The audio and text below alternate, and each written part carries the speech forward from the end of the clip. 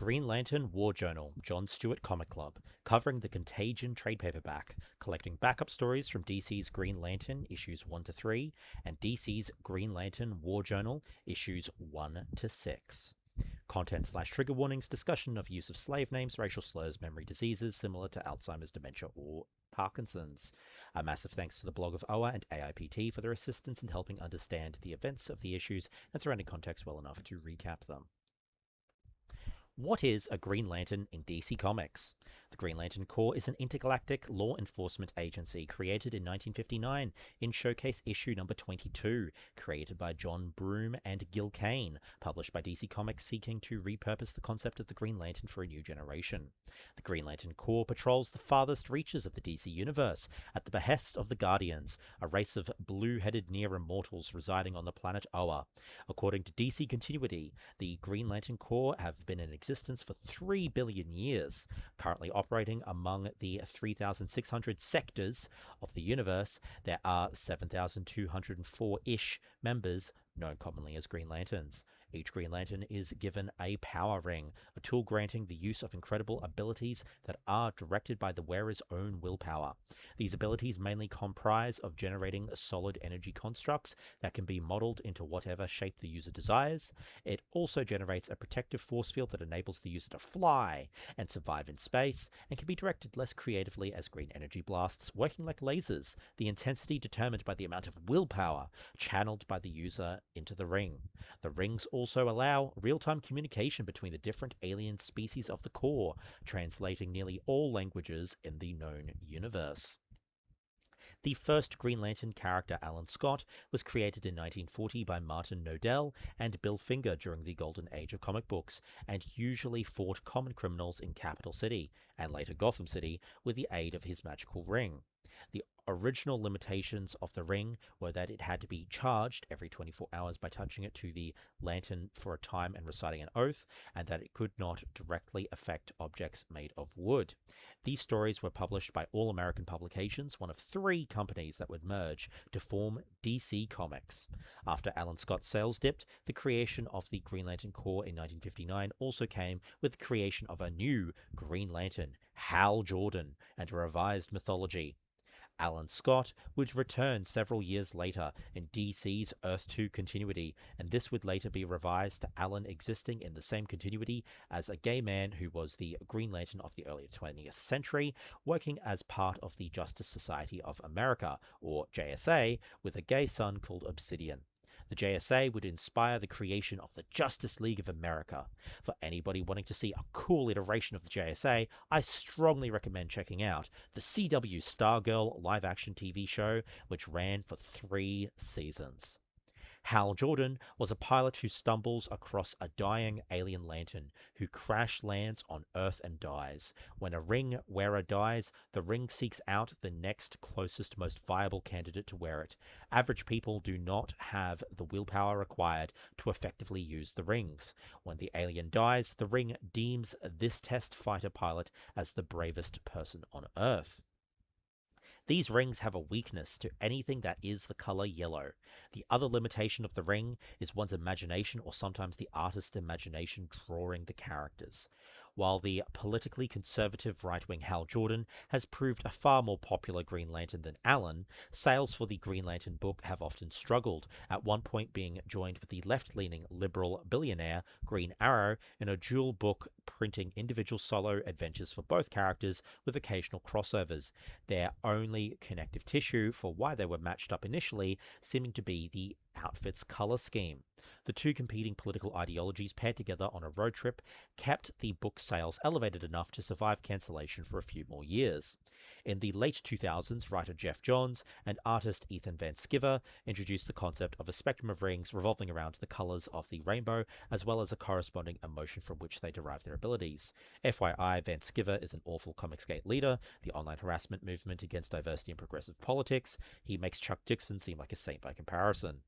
Anyway, the storylines Sinestro Corps Wars and The Blackest Night introduce the rest of the spectrum along with its emotions, core, and rings. Red equals rage, orange equals greed, yellow is fear, green rings are willpower, blue is hope, indigo compassion, pink love, black death, and white is life, expanding upon pre-established yellow and pink rings worn by Sinestro and Star Sapphire since the 1960s.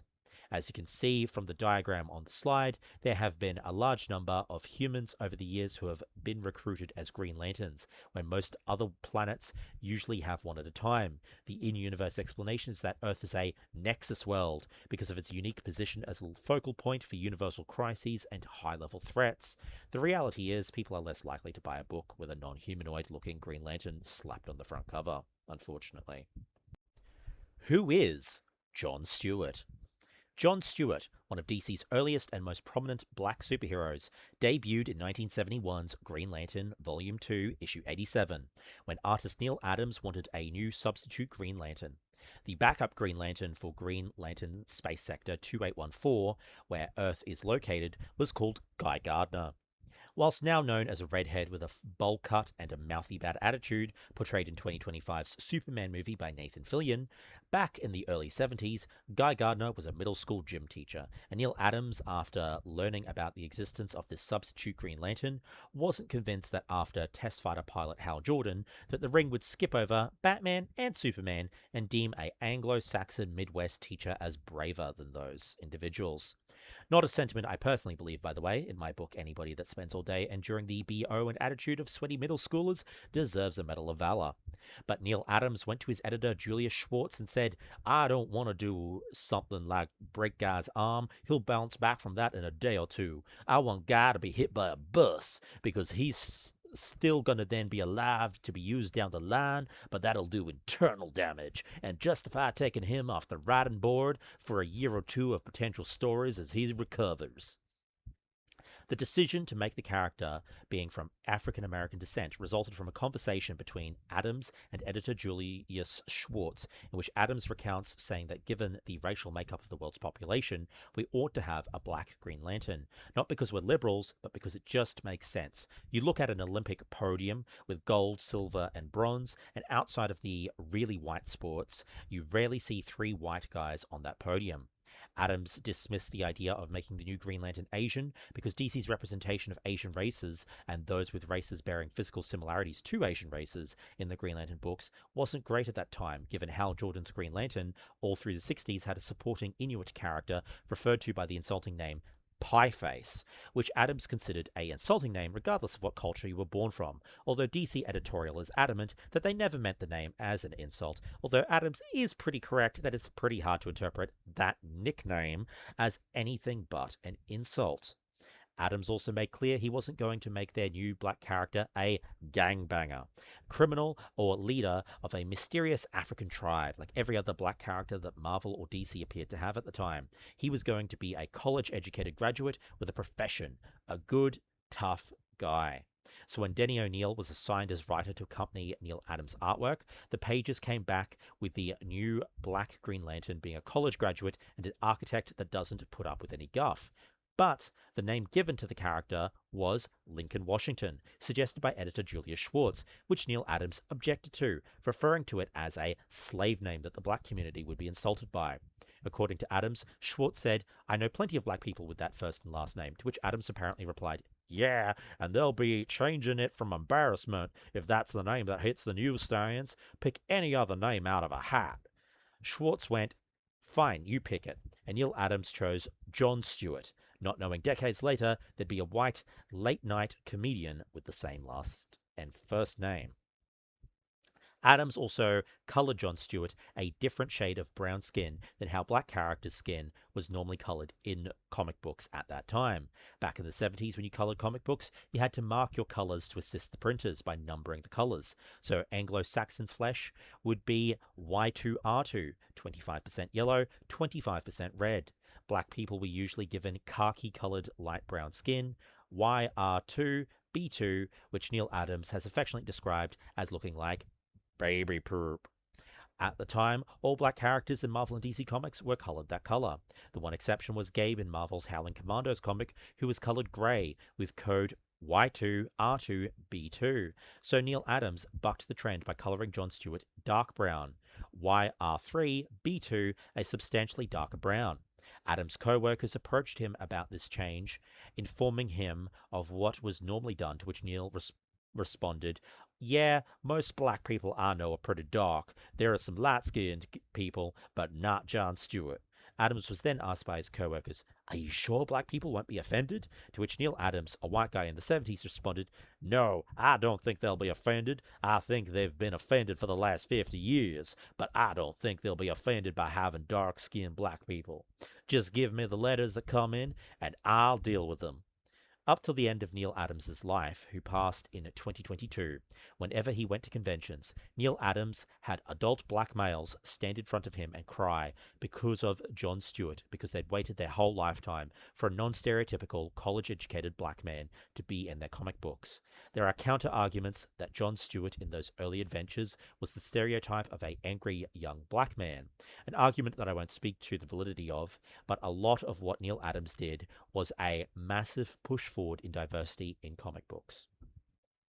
John Stewart's second appearance teamed him up directly with Justice League of America, but after a colossal failure to save the planet of Zhanshi draped a dark cloud over his career, John became much more serious and dedicated to his duty, eventually rising to become leader of the Green Lantern Corps itself and a member and sometimes leader of the Justice League. I may be oversimplifying the Zhanshi incident, but for time, I'm not getting into how John managed to genocide the entire planet's population twice. John Stewart has become a recurring character in the Green Lantern mythos within the DC universe, though sadly, one who's rarely been given the same opportunities for on-panel character growth as many of his counterparts. He became the primary character of Green Lantern Volume 2 in the mid-80s, from issue 182 through issue 200, many issues written by Steve Englehart of Doctor Strange fame, a Green Lantern run where Hal Jordan relinquished his place in the Green Lantern Corps. From 1986 through 1988, John continued to star in the book when the title changed to the Green Lantern Corps from issues 201 to 224. John would continue to make key appearances in Action Comics Weekly after the Green Lantern Corps series' cancellation. He starred in the comic Green Lantern Mosaic, which DC spun out of Green Lantern Volume 3, starting with a 4-part storyline titled Mosaic in Green Lantern Volume 3, issues 14 to 17. DC published 18 issues of the ongoing Green Lantern Mosaic title in 1992 through 1993. John Stewart was featured as one of the lead characters on the television cartoon Justice League from 2001 until 2004. He continued to appear as a major character on the show's 2004 to 2006 sequel, Justice League Unlimited. John Stewart was chosen as Green Lantern over Hal Jordan, both to increase the team's ethnic diversity quota and because the writing team liked the no-nonsense attitude John had in his early comics, thinking it would create tension and drama in the team in an interesting way. To a generation of 90s and 2000s kids, John Stewart is the Green Lantern they think of when Green Lantern is mentioned. The show and character proved so popular that elements of the character seeped into the comics. His costume in the show, minus the gloves, became his comic book costume, and the military marine background John had in the Justice League animated series was added to his character's comic biography in the comics. Neil Adams considers it hilarious that DC was stupid enough to make Hal Jordan the lead of their 2011 live-action Green Lantern movie. Somehow, DC Comics and Warner Bros. Equated selling 70,000 comics a month with Hal Jordan as more mainstream than the 10 million or so people watching the cartoon show on Saturday mornings with John Stewart. There were apparently also a lot of confused non-comic reading cartoon watchers that thought they'd cast a white guy as John Stewart initially when movie trailers for that Ryan Reynolds movie first dropped. The John Stewart Green Lantern in the Justice League and Justice League Unlimited shows was voiced by the legendary voice actor Phil LaMarr, who pitched his voice lower and booming upon seeing character designs to match what he thought the voice would sound like coming out of such a broad chest. Phil Lamar's other roles are numerous, but include the titular Samurai Jack and DC's Static Shock, as well as iconic voices including Hermes in the Futurama franchise, Baxter Stockman in the 2012 Teenage Mutant Ninja Turtles series, Aquaman and at least 8 other voices in Young Justice, Lucius Fox in DC's Superhero Girls, and both Wonder Man and Jarvis in the Avengers, the Earth's Mightiest Heroes. He's also lent his voice to an abundance of video games, from the Mass Effect franchise to Mortal Kombat to Doom 3 to the Final Fantasy games. Anyway, the John Stewart Green Lantern of the Justice League animated show had multiple different romance interests. The main one was Hawkgirl, which was complicated by actions that she made over the course of the Justice League show. In Justice League Unlimited, unable to trust Hawkgirl anymore, John Stewart dated Vixen, although a future time travel episode revealed that Hawkgirl and John would have a kid together. It is worth noting that John Stewart had never had a relationship with either character in the comic books, although the 2025 Green Lantern Corps book has alluded to one of the versions of Hawkgirl having had a romantic partner with John Stewart in a very read-between-the-lines sort of way, with the two characters interacting very awkwardly on panel at one point. John Stewart did have a relationship in both the animated series and in the comics with Katma 2. In the comics, Katma 2 by John Broome and Gil Kane, introduced in the 1960s, is originally from Korugar, the home planet of Green Lantern turned supervillain Sinestro. Originally regarded by Sinestro as his protege, Katma came to oppose his fascist control of the planet and testified against him when Sinestro was on trial before the Guardians. After his exile, she was nominated to take his place as Green Lantern for that sector. Katma would train John Stewart in being a Green Lantern. Their initial combative friction, moving from the training battlefield to the sheets. Eventually, the two married in 1987. Similarly, in the cartoon, Katma and John didn't initially get along while she trained him to be a Green Lantern, but during an undercover operation, the two have a romantic moment. In the comics, Katma 2 is tragically killed by a pink lantern ring-wearing supervillain called Star Sapphire. In 2011, it starts to become easier to track which comics feature John Stewart, and he becomes more of a consistent presence in DC Comics. So finally, a silver lining from the New 52 universe reboot that otherwise really messed up that universe and its continuity. John Stewart starred in the New 52 relaunch of Green Lantern Corps alongside Guy Gardner and became the sole lead character of the title from 2013 until the series' conclusion in 2015. Green Lantern Corps was replaced by Green Lantern The Lost Army, which also stars John Stewart as the lead.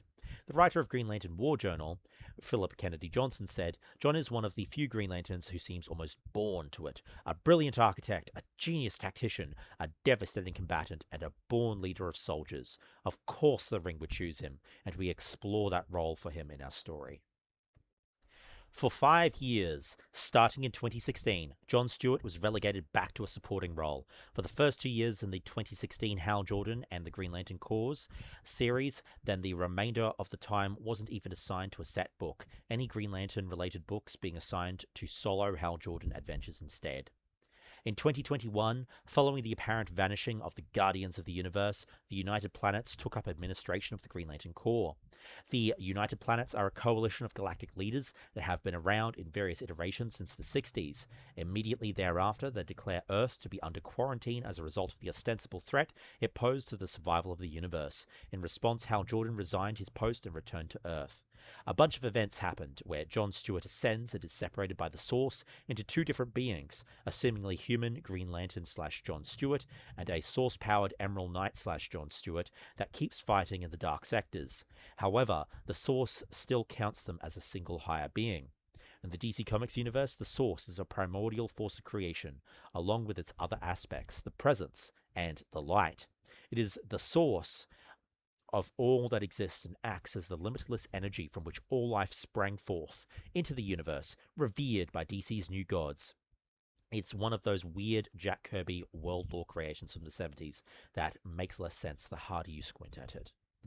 The human John Stewart was sent back by the Source to Earth Zero, where he seemingly retired not long after his departure for the Dark Sectors, and is the protagonist of the comic Green Lantern War Journal. The events of Green Lantern Volume 7, Issue 25 was the first issue to show that the human John still kept part of his source energy and now can do all the things he did as a Green Lantern, except without requiring a ring to do so. To be clear, the Emerald Knight John Stewart is not the alternate dimension John Stewart that gets encountered when reading the Green Lantern War Journal comics. The Emerald Knight John Stewart eventually resurfaces in John's next series after Green Lantern War Journal, the Green Lantern Corps Volume 4 in issue number 9. If that all sounds confusing and convoluted, congrats! You've officially been introduced to Cosmic DC. Cosmic Marvel is only marginally more streamlined. Blame Jack Kirby. He was the creative vision who sent both universes' mythologies barreling in high concept directions. Now, you folk might realize why I focus so much on the Bat Fam. Earthbound stories are so much simpler. Oh, and in 2022, John Stewart was the star of a solo Green Lantern animated movie called Green Lantern Beware My Power, with Hawkgirl, Adam Strange, and Green Arrow as supporting characters. Philip Kennedy Johnson, he/him pronouns, the writer of this book, has most recently been under an exclusivity contract deal for Marvel Comics, working on Infernal Hulk and Dungeons of Doom. Before the exclusivity kicked in, he wrote for the Batman and Robin comic from 2024 through 2026 and Future State Superman comics.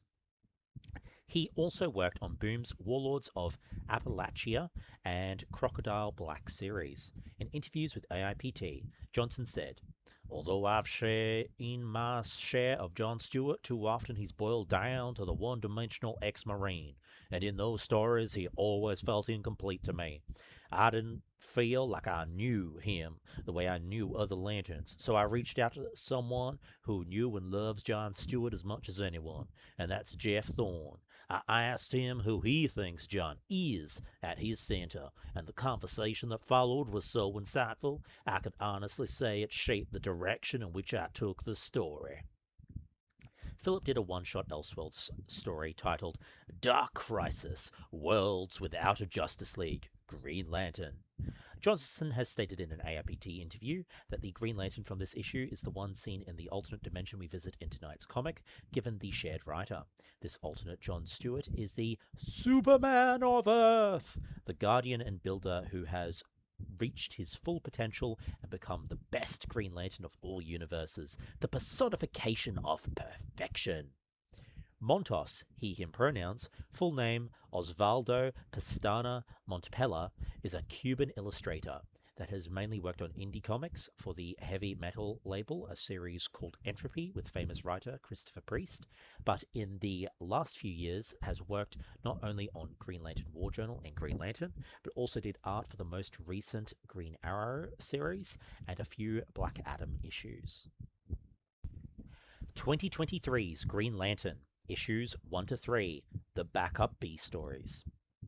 In the Dark Crisis: Worlds Without a Justice League Elseworlds alternate universe, the Green Lantern Corps have been decimated by the Radiant Dead.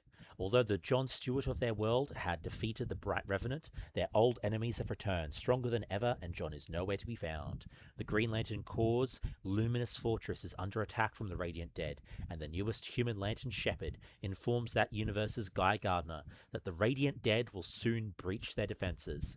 Guy knows that Kyle Rayner, a different Green Lantern, chose Shepard to be a lantern for a reason, and tells the boy to recharge his ring at the Eternal Watchfire. This is the first appearance of Kalen Shepard, and if there is a main universe version of the character, he hasn't been revealed yet.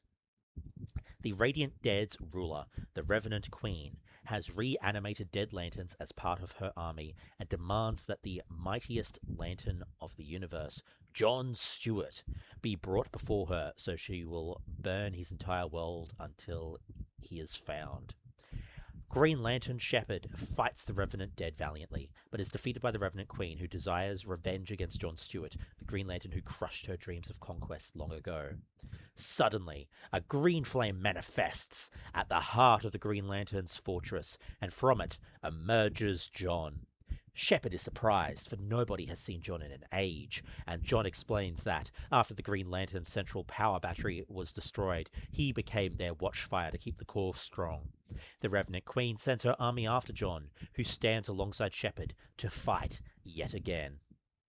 John's power in this alternate universe has evolved to the point that he no longer needs a ring to make constructs. He no longer wears a uniform. Instead, his power covers his entire skin, and he can manipulate that power to create unkillable warriors to fight the army of the dead. Realizing the battle is lost, the Revenant Queen escapes to another universe, but promises to kill John when she returns. John knows that as long as she lives, the Revenant Queen will always be a threat, which is why he tasks Shepard to find the Queen and stop whatever she has planned. To find her, Shepard will have to find the John Stewart of whichever universe the Queen has escaped into. That universe is the main DC universe, Universe Zero. Meanwhile, in Universe Zero, also referred to as Prime Earth, Shirley Stewart is happy to have her son John Stewart back, and John says that he got some time off from work and decided to stay with her while he figures some things out. He won't go out into space for a while, and right now he wants to stay home. As a side note, Shirley has only made a single hand's worth of appearances, being introduced in 2014's Green Lantern Corps Volume 3 series in issue 25. As much as the John of Universe Zero claims otherwise, Shirley suspects John still thinks about his old job, and John admits that, as much as he wants these peaceful times to last forever, he can't help but feel that trouble will find him sooner or later. Later, Universe Zero has a quiet conversation with a hologram of Guy Gardner.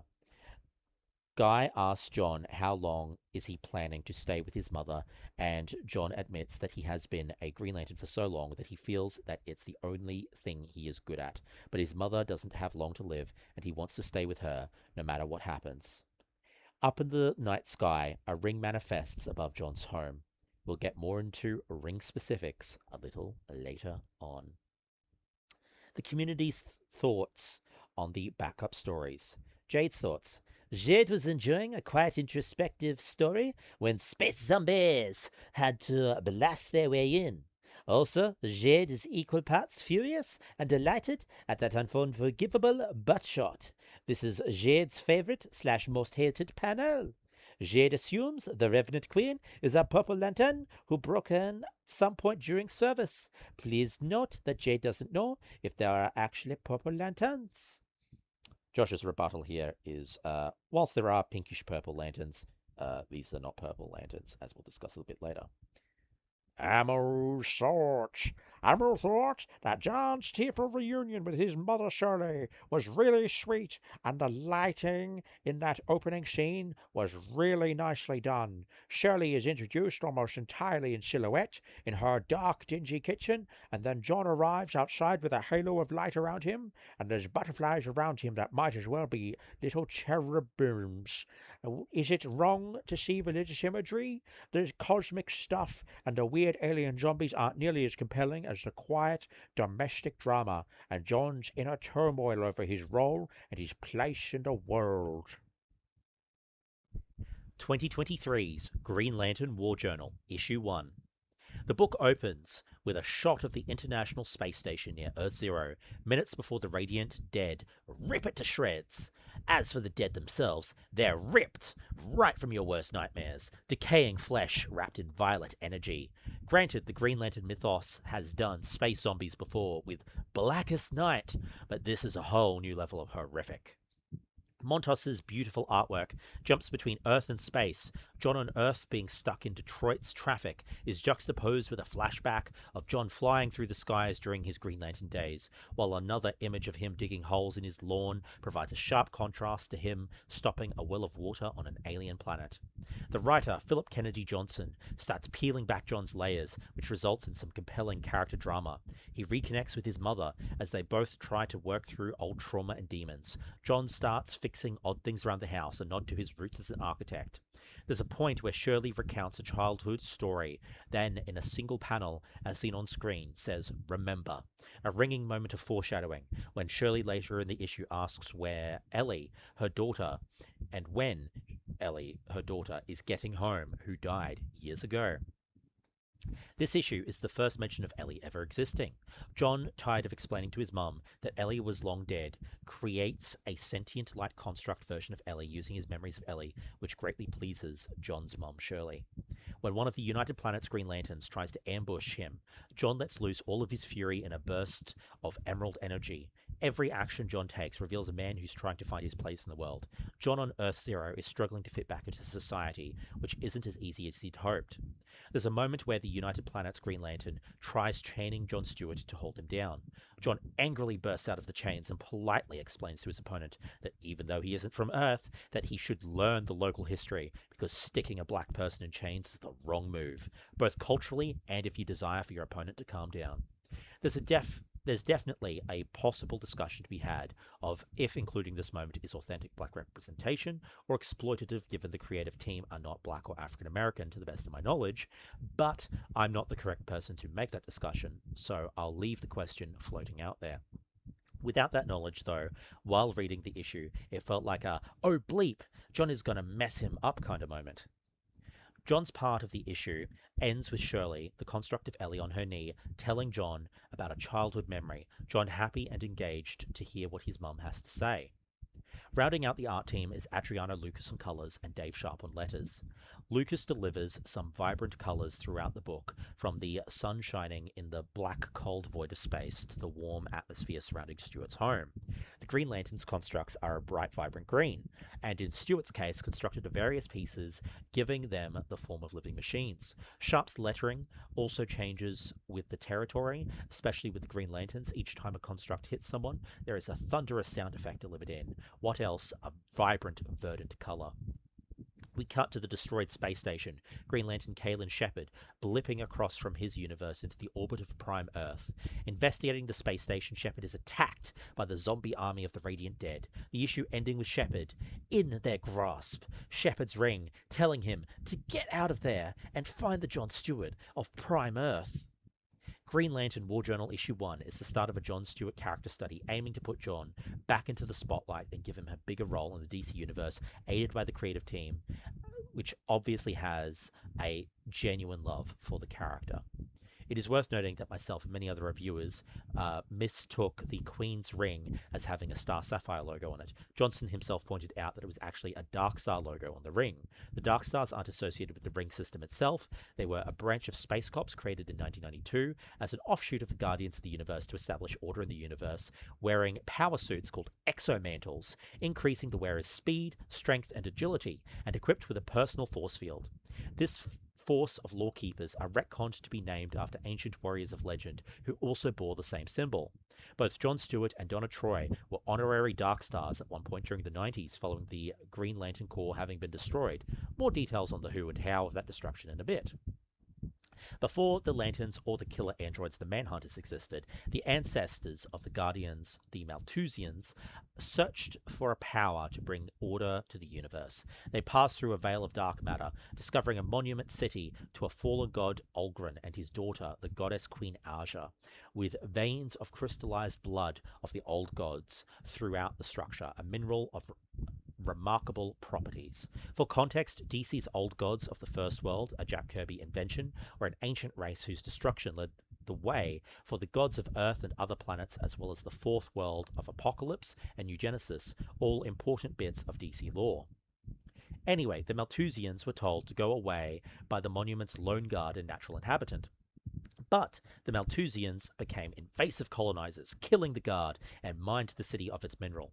The mineral, when held by one of strong mind, responded to the wielder's commands, transforming their flesh into living conduits of light and will, used to fashion mighty tools.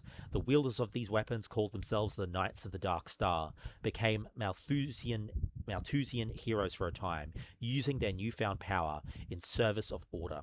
The light wasn't only wielded by the weapon holders, though. They had also awoken something too sentient and powerful to control, a fallen god of gods full of despair over his dead daughter, whose glowing crypt was in the Monument City. The god of gods' grief poisoned the will of the Knights of the Dark Star to become conduits of chaos and madness instead. In an attempt to control the terrible power, the Malthusian captain opened the dead god's daughter's crypt. This daughter was a queen, and the Dark Star of the Fen that the knights were named after had originated from her crypt, specifically coming out of Queen Arge's ring. The crypt opened, the queen became a living corpse and used her wrath to bring the city monument to ruin. She used the Dark Star to summon the glowing shades of 1,000 dead warriors that had pledged their loyalty and life to the mad god king Olgren. The Malthusians' Knights of the Dark Star were seen as a sin, and the memory of the Knights of the Dark Star stricken from their society's records.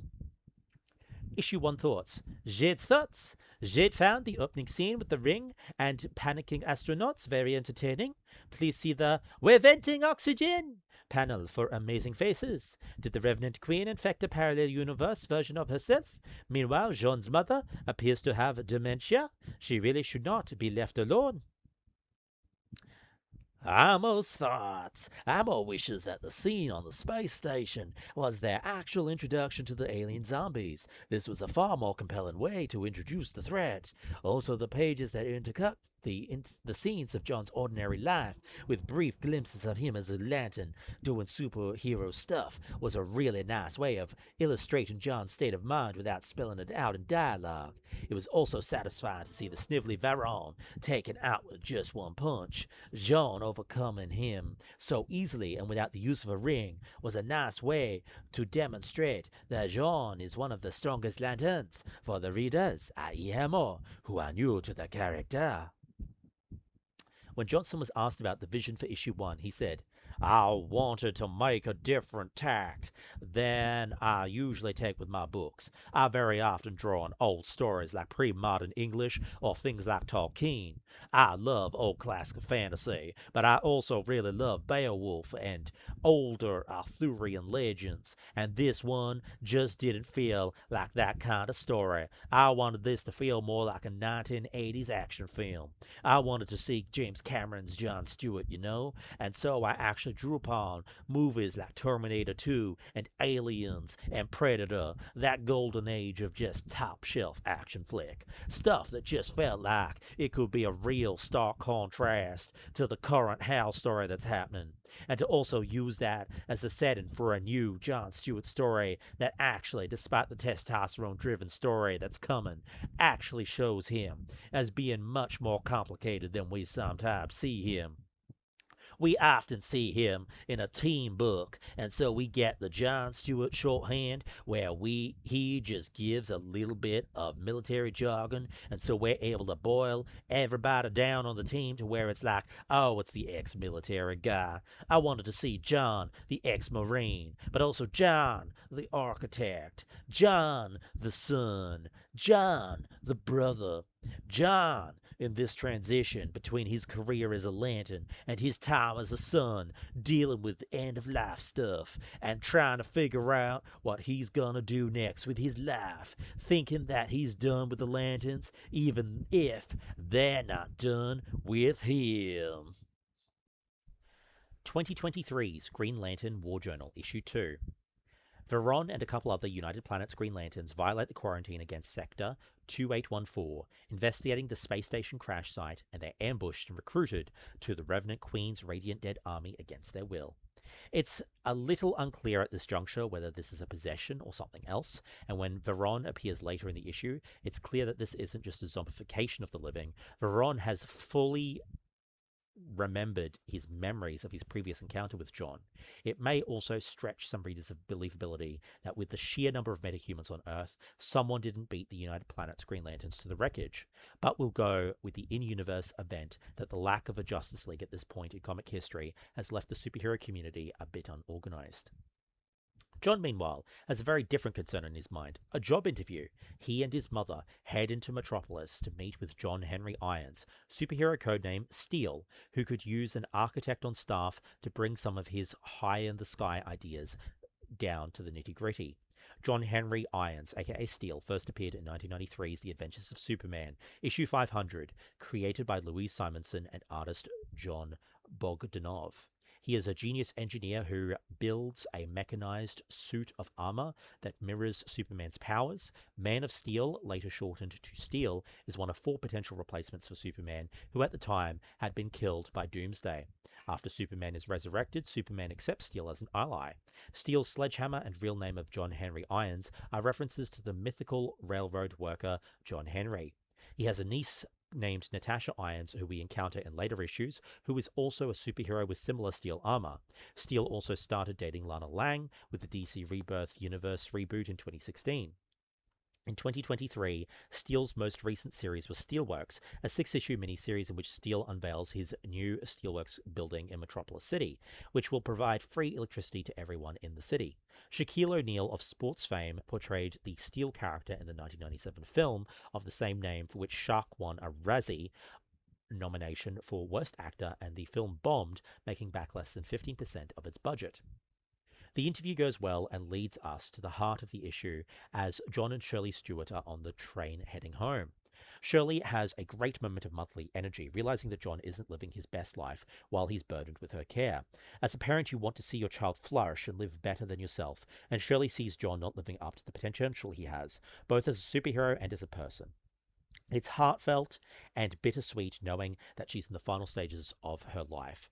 This is the stuff that John has been lacking as a character in comics up to this point. It's borderline criminal that animation has done the character more justice. Johnson is doing a great job of providing a better foundation for Stewart than possibly any assigned comic writer before him has. Shirley also tells him not to ever consider himself less of a superhero than Batman or Superman, like she heard him casually reveal he thinks he is in a conversation with Steel. She makes a reference to when John first put on the Green Lantern costume in the comics. He threw the mask provided by Hal aside because a hero that attaches their own name to their actions, not hiding behind a alter ego or in the shadows, is what defines the real heroes of our world. When they take action, those actions have consequences that will follow them, especially if under their real name. So their actions better be ones of their best selves. This leads us to the moment when the stuff hits the fan as Veron and his now fellow Radiant Dead attacks the train. As John is defending his mother and the other passengers, we do learn something interesting that Veron let slip. The Revenant Queen wants a weapon that John supposedly has, and that whatever ring she had before is not something she needs anymore.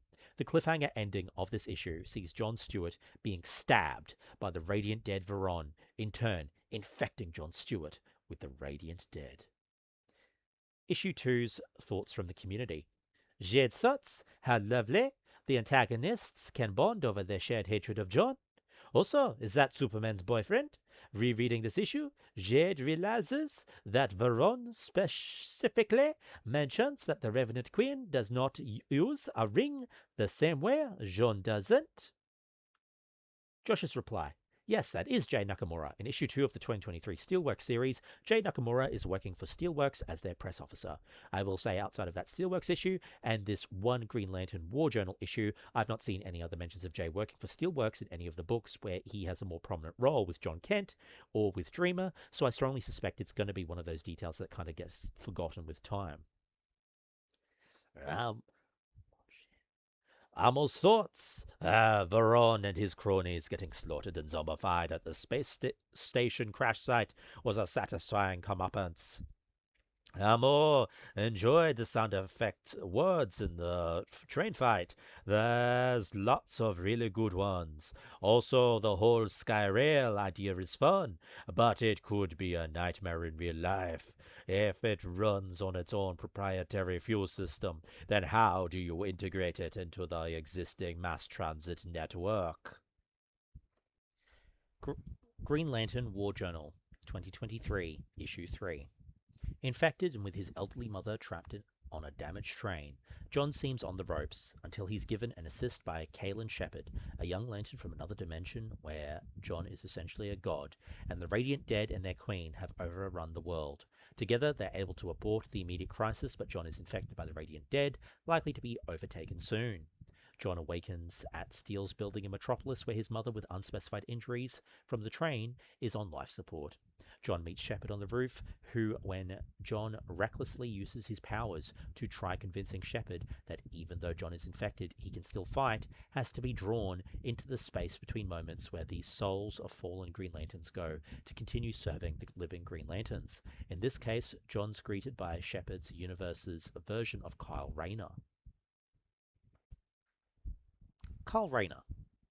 So, There was a little period in the 90s after Hal Jordan's hometown Coast City, no relation to Coastal City, gets destroyed by a supervillain. Hal Jordan goes to therapy to process. No, what am I talking about? This is comics. Of course Hal, a hardcore conservative, didn't rationally process his emotions. Hal descends instead into madness, destroying the Green Lantern Corps, killing his friend Kilowog and all of the Guardians, except for Ganthet, and became the villain Parallax, who leaves Earth and sets off terrorizing the cosmos. This was all in aid of creating interest in Green Lantern comics to boost waning sales by installing a new Green Lantern, Kyle Rayner, who would be the main Green Lantern of the 90s and early 2000s.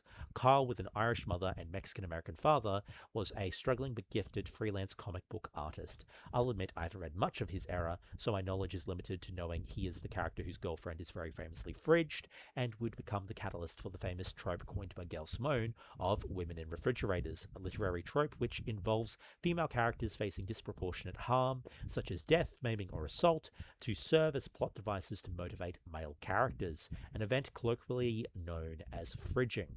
Overall, Kyle Rayner ranks for many 90s kids as a better Green Lantern than Guy or Hal. We end issue 3 with the Revenant Dead going on a recruiting spree around the globe. Issue 3's thoughts. Jed's thoughts? Zombies. Ammo's thoughts. Who the hell is Kyle Rayner? Ammo wishes this issue would spend a little more time explaining who this character is for readers who are new to this Lantern stuff. The best scene in this issue is John talking to Shirley in the hospital room.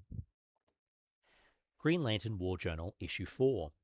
This week on Say Yes to the Dress, Say Yes to the Ring, John Stewart finds the most dramatic way possible to put a ring on it. It, in this non-Beyonce case, being John's finger.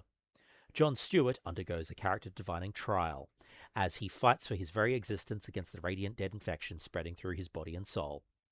John Stewart, Shepard, and Kyle Rayner go on a metaphysical soul trek while also trying to deal with the plague of the radiant dead. As John and Shepard battle the metaphysical manifestations of the infection, John imparts some wisdom to Shepard about the over-reliance on a power ring and how often one, even more powerful in one's team, is having a plan, knowledge of your adversary, and the terrain and advantages of time and initiative. It showcases John's mentorship style and allows Shepard to see glimpses of the version of John that he's more accustomed to. It's a nice scene and provides some good moments of characterization. Unfortunately, the Soul Trek only slows the oncoming infection, forcing Shepard and John to visit Steelworks with Veron's Green Lantern ring in hopes of using it to stem the rising tide. The rest of the issue is John battling the infection and gaining control over Veron's ring, which has to be altered by the former Green Lantern's own journey of becoming one of the Radiant Dead. Seeing John overcome the infection and becoming the master of the unique ring is a trial that will help greater define John and does a great job of showing why John is one of the greatest Green Lanterns. When John comes out of the other side of his trials, he's seemingly overcome the Radiant Dead, equipped with a new uniform and a ring that will help them hunt down their adversaries. We also get to see the leader of the United Planets, Lord Premier Tharos, be a politician, putting personal gain and image over the greater good, even dropping a baby when it no longer has political use to them. Tharos is angered by hearing that United Planets appointed Lantern Veron has violated the Earth and Sector 2814 quarantine, his disappearance making his appointment due to nepotism a potential diplomatic incident. Tharos orders a hand-picked team of Green Lanterns to head to Earth to investigate. Issue 4 thoughts. Jed's thoughts? Jean, it seems like a terrible idea to egg an antagonist on like this. Veron is already a zombie, and you pinched his ring. Don't rub it in his disintegrating face. Ammo's thoughts. Ammo started to lose interest in the narrative a bit in this issue. The stuff with the intergalactic politics of Veron's family and their evil faction inside the Lantern Corps felt so disconnected from anything else. Also, they could have decided to depict John's internal mindscape as literally anything, and they chose a mostly barren battlefield. Ammo has a bit disappointed by that scene. Luckily, the second mindscape that John enters after recharging Veron's ring was way cooler and more visually interesting. 2023's Green Lantern War Journal, Issue 5. John surveys Earth from space, observing the radiant dead are infecting the Earth just as it did John, starting in small isolated areas of the planet where the infection will go unnoticed until it's too late for humanity to know what hit them. John returns to Metropolis, where he learns that Shirley Stewart is unconscious after the attack, but the encounter has worsened her condition and she's begun hallucinating, creating a reality in her mind that perhaps reminds her of better days. John's arrival crashes that fabrication, and the blow of reality hits hard when it comes. The relationship between John and his mother is the emotional anchor of the series, and Philip Kennedy Johnson once again gets everything right here. John goes to the extreme to protect his mother, in part from the impeding doom of the radiant dead, but in large part to cushion the emotional toll of her condition. Ellie Stewart is created from a part of John's very essence, his heart, memories, and will, a constant companion that will provide comfort and protection when needed while John is away. Ellie's creation, while supposedly a comforting one, is also kind of creepy and disconcerting in reality. John needs a therapist and Shirley needs specialist care, but there's not time for either, it seems, in this comic book. Returning to the Amazon, John and Shepard find themselves surrounded by a growing army of the Radiant Dead. The symbol of the Dark Stars is found everywhere, and John creates constructs representing members of the Dark Stars from when he was a part of them back in the 90s. No Donna Troy, though. While John's been on the trail of the Radiant Dead, some of Veron's fellow United Planets Green Lanterns have been on the trail of Veron's ring, leading them to the Amazon rainforest, confronting John and Shepard. Most of them end up as cannon fodder when the Radiant Dead decide to make themselves visible, with the Radiant Dead's Revenant Queen all too eager to add some more Green Lanterns to her already lethal army. The issue ends just as the battle begins. The community's thoughts on issue 5. Almo's thoughts. Almo is not quite sure how they feel about John conquering a fake daughter to console his mother with dementia. It feels a bit cruel and deceptive. Sick people deserve the dignity of not being lied to. The fight scene in the jungle also felt a bit repetitive. There's also only so many times that you can watch lanterns getting impaled and zombified before it gets boring. Joshy's not rebuttal, but slight counter there is that when breaking bad news to someone every 30 seconds to 5 minutes to half an hour, sometimes the white lie just sells the piece as a counter point there, as someone that's also lived with someone that has gone through similar memory loss issues. J'ai thoughts. There has been a divergence in the force. Willpower? 2023's Green Lantern War Journal, Issue 6. The battle between John and the Revenant Queen is framed by Shirley Stewart reading a fairy tale to the Ellie entity. The fairy tale is very on-the-nose representation of John's conflict with the Revenant Queen, but provides a vehicle for Johnson to let us know how John's mother is doing while John's away, and it serves its purpose given that there's not opportunity for John to be present with Shirley at the end of this trade paperback, and Shirley is the emotional anchor of this series. That relationship between mother and son is the duty that John has chosen over that of the Corps, which has been at the heart of this journey, with Johnson challenging John as to how he will juggle his personal duty versus the duty of the greater good, which has come pounding on his doorstep. This battle continues between John, Shepard, a few Green Lanterns, and the Radiant Dead. I wish with John's constructs that they'd lent as much on the architectural part of John's background as they did the Marines part with the creations of predictable military constructs. Veron returns using his Derlin abilities to recreate John's father, showing the personal nature of his disdain for John. When Shepard first meets John, he had hero worship, placing this reality's John on an unobtainable pedestal.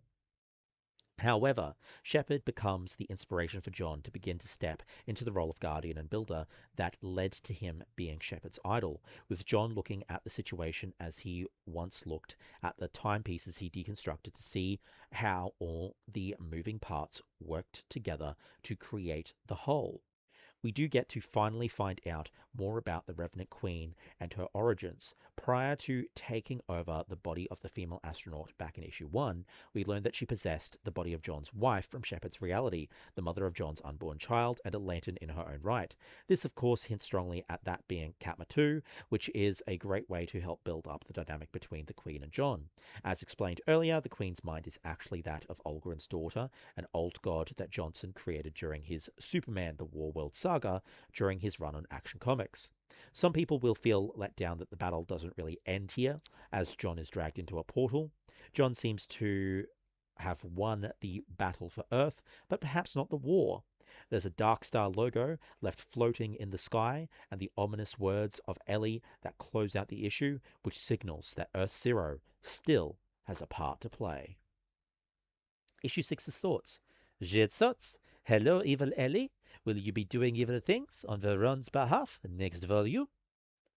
Amos thoughts. This issue is a satisfying enough conclusion. Watching Jean get continually more and more powerful and defy the odds again and again to the point where he, mon chéri, miraculously saves Shepard from a mortal wound and then becomes entirely made of light and teleports the Radiant Queen and the rest of the zombies off Earth. It could get ridiculous fast, but Johnson manages to make it fun and exciting and emotional. Jade's overall thoughts. Jade really liked the cover art by Taj Tenfold and used for the cover of the trade paperback. It's the pose, it's the purples and greens swirling around John. It's the three serious faces. Unfortunately, some of the details, specifically the other two faces, are hidden by the title of the book. Jade's fave character, Evil Ellie, in the last panel of this volume. Jade is happy to dip in and out of comics, but is also prone to stop in a series after one volume. Parents are time poor. They make sacrifices. That single panel of Evil Ellie was enough to switch Jade from now to maybe on the question of whether to continue. Jade says this almost every month, but this comic had an uphill battle to get her attention. Jade rarely picks up DC books outside of the comic book club, and Jade is very unfamiliar with Green Lantern lore. There were moments in the comic that must have been amazing or significant for someone with a little more knowledge, but Jade felt a little disconnected. She would, however, be open to finishing the story arc, and she is keen to hear what any Green Lantern fans have to say. Jade gives this month's comic 3 out of 5 weird non-lantern rings. Amo's overall thoughts. Pointing out the semi-religious imagery early on in this comic seems to have paid off, because this story kind of functions as a biblical allegory. Jean almost dies, gets resurrected, performs several miracles, and then he finally transforms into a being of pure light and disappears from Earth entirely, taking all the bad guys with him, although he is prophesied to return. Amo couldn't help but read this story from that allegorical lens, although the allegory kind of falls apart when you consider that John is a human being from Earth, not actually a savior sent from the heavens. Anyway, this is a decent enough comic and totally still works if you're not trying to extract some kind of religious meaning from it. The line-up and line work from Montos is gorgeous, and the light and shade and color are all expertly done. The care that Johnson gives to John's characterization is the highlight of the book. John struggles to adapt to a non-superhero existence, his love for his mum Shirley, and his determination to succeed no matter what obstacles he faces. All these elements combined make him feel very well realized. Other parts of the narrative were otherwise underbaked, in particular the other Lanterns, Shepard and Rayner, and also Irons. Although Veron was a wonderfully hateable villain, it was smart of Johnson to introduce him early on and make John and Veron interact before turning him into a zombie henchman. Amo's favorite cover, the issue 5 variant cover by Chris Samney and Mateus Lopez. Chris Samney, of course, did the Black Widow comic that we covered in Edo's Comic Cast years ago. The chunky line work is so bold and expressive, and the concentric circles emanating from the ring are really striking. Amo's favorite panel, the double-page spread in issue 4. The color and lighting is so good, and the cosmic horror of all the corpses floating in space in a row, arms outstretched towards a spooky black hole. It's eerily delightful.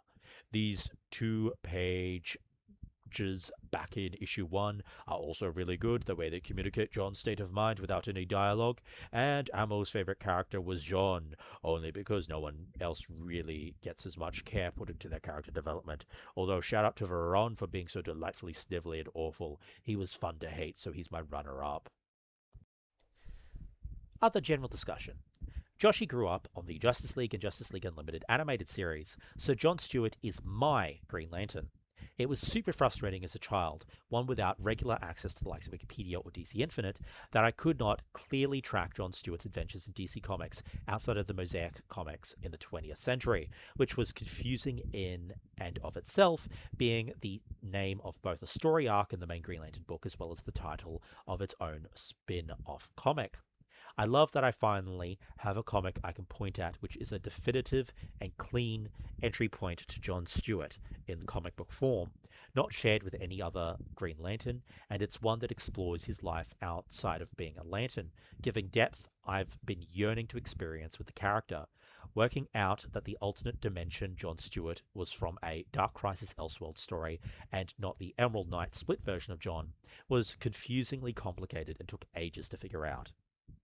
I love that we have an iconic John Stewart story now and hope it isn't decades before we get another John Stewart solo series, although I am really enjoying the follow-on Green Lantern Corps series that John is currently in, of course, with Sojourner, Mullein, Kyle Rayner, Guy Gardner, and a few other Lanterns. If you liked this, the series concludes in a second trade paperback titled The Builder. John then goes on to team up with several other Lanterns in the Green Lantern Corps series that is currently ongoing. Alternatively, if you have DC Infinite, there's a Get to Know John Stewart page that's searchable where you can navigate John's earliest appearances. If you want to see more of what Steel is up to during that time, check out the 2023 Steelworks series. If you want to try some other Green Lanterns, the 12-issue Sojourner Joe Mullein Green Lantern series is a great standalone mystery detective story collected in a compact edition for 17 Aussie dollars with art by Jamal Campbell. Alternatively, there's the Kyle Rayner Compendium, which collects 20 of Kyle's earliest adventures as a Green Lantern, which goes for an okay price online. Looking at the Discord Comic Club timeline, you can see we now have a cover for the final volume of Heartstopper, which releases in July and will be covering for December 2026's Comic Club. Next month, though, on the 21st of April, we'll be covering the T-Dragon Society with special guest presenter Jade. This will be Jade's second time hosting Comic Club, and I hope you all get stuck into the reading early over Easter to give Jade plenty of thoughts and notes to work with. This will then lead into May's Discord thread discussion-only reading, the Christian Ward Batman City of Madness, and the Sticks and Snicks Nightwing and Wolverine team-up story with the from the cross-collaborative DC and Marvel Batman/Deadpool one-shot, the one published by DC. For tonight, we have come to the end of the John Stewart Green Lantern War Journal Contagion Comic Club. I hope that at least some of the backstory that I provided made a lick of sense and that you enjoyed the comic issues themselves. Make sure to check them out in full on DC Infinite. Thank you. Also, make sure to like, comment, and subscribe.